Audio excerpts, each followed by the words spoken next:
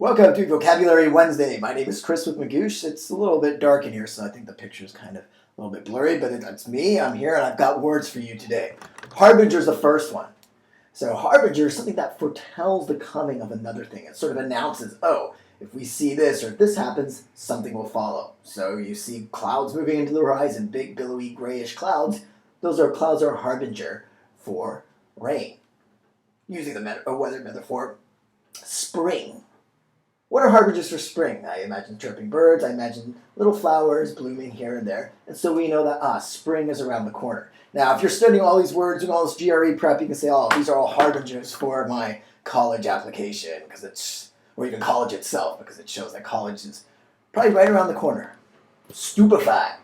So, if I sit here and inhale this marker, see all this red marker? I don't do this at home, but if I just sat here and inhaled the marker, I will become stupefied. That is, to stupefy is to make something feel completely out of it so that thing can't react. So if I smell enough markers, essentially my eyes will glaze over, and if you try to talk to me, tap me on the back, I'll be, out of it. That is stupefied. The noun form is stupefaction.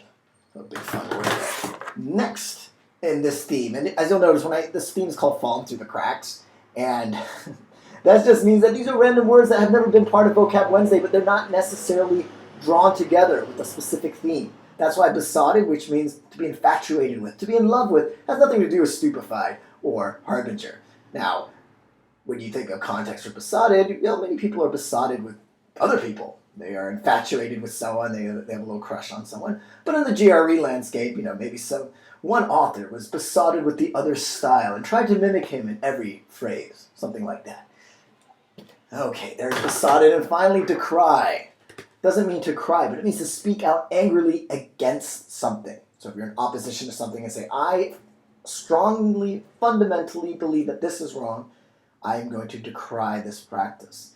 So maybe you feel that the GRE is a fundamental affront or insult to you. And you're going to decry what a horrible and unfair test it is. It takes away all these hours studying, and it doesn't really test your ability to do well in grad school.